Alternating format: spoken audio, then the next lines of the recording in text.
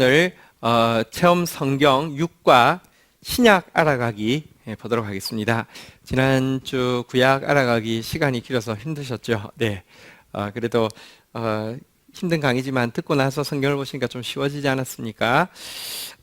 구약은 좀 복잡하다는 어렵다는 이미지가 있는 반면에 신약 성경은 또 복잡하다는 이미지가 있습니다. 훨씬 볼륨도 적고요, 권수도 적은데도 되게 서신서들이 되게 복잡하다는 이미지가 있습니다. 오늘 공부하고 나면 이렇게 복잡하지 않고 되게 명료하게 정리가 되어질 것입니다. 한번 좀 보도록 하겠습니다. 성경은 크게 이제 지난주에 본 구약이 있고 또 신약 이렇게 두 부분으로 구성이 되어 있습니다. 구약이란 옛 약속 Old Testament인데요. 이것은 이스라엘 백성들이 하나님께 구원받고 나서 하나님의 백성으로 세워지기 위해서 율법을 지켜야 된다. 그러면 내가 너의 하나님이 되고 너희는 내 백성이 된다. 이것이 구약의 핵심인데요. 구약은 그러나 실패했잖아요. 그들이 하나님의 율법을 지키지 않았고요. 하나님 백성답게 살지 못함으로 말미암아 포로 잡혀가고요, 멸망하고 끝났잖아요. 자, 그런데 신약은요, 그럼에도 불구하고 하나님의 백성을 사랑하셔서 당신의 사랑의 증표로 보내주신 예수 그리스도, 이 예수 그리스도를 믿음으로 말미암아 은혜로 하나님의 백성으로 세워지게 된다. 이 약속이 신약입니다. 자, 신약과 구약은 이처럼 하나님의 백성이 되는 길에 대해서 사실은 어떤 의미에서 좀 다른 이야기를 하고 있습니다. 이제 구약은 율법을 지킴으로 하나님 백성이 된다고 이야기하고 있는데 비해서 신약은 예수 그리스도를 믿음으로 말미암아, 물론 믿는 게 공로가 아니고요, 믿는 게 율법 지키는 것과 같은 어떤 행위가 아니고요, 하나님의 은혜로 말미암아 믿는 것이라고 제가 여러 번 강조했죠.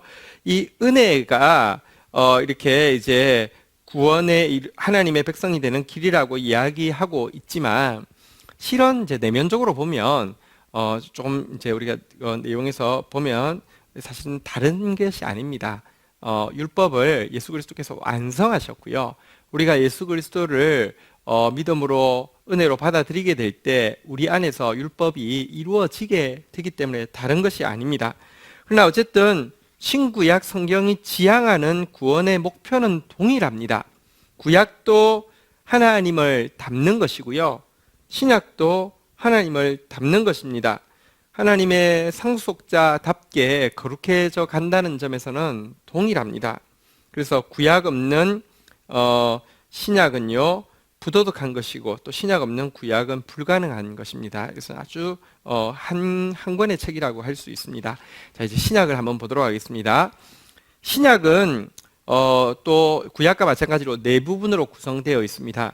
먼저 예수님께서 주신 새 언약, 예수님께서 주신 이렇게 예수님을 믿음으로 말미암아, 그래서 하나님의 은혜로 말미암아 이르는 구원의 길에 대한 복음을 다루고 있는 네 권의 기록자가 기록한 복음서가 첫 번째 그 내용입니다.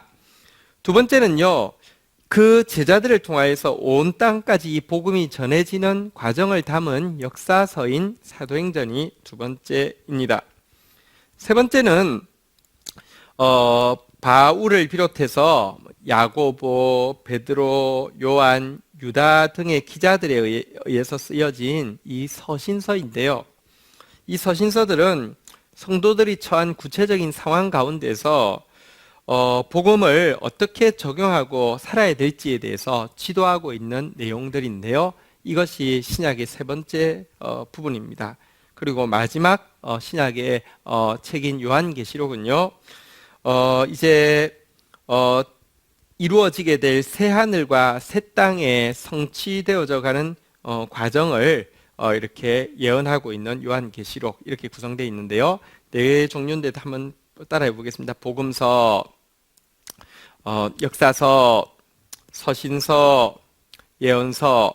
자, 한번 구약과 한번 비교해 보시면요, 구약은 율법서인데 신약은 복음서. 예. 구약, 역사서, 신약, 역사서. 구약은 선지서인데요, 신약은 그 선지자의 역할을 사도들이 감당했는데요, 사도들이 쓴 편지를 서신서라고 이야기하고요, 자, 구약의 마지막 부분, 구약은 5가지가 있어서 시가서가 있지만 시가서 빼고 나면요, 구약도 예언서로 마치는데요, 신약도 예언서로 이렇게 마치고 있습니다.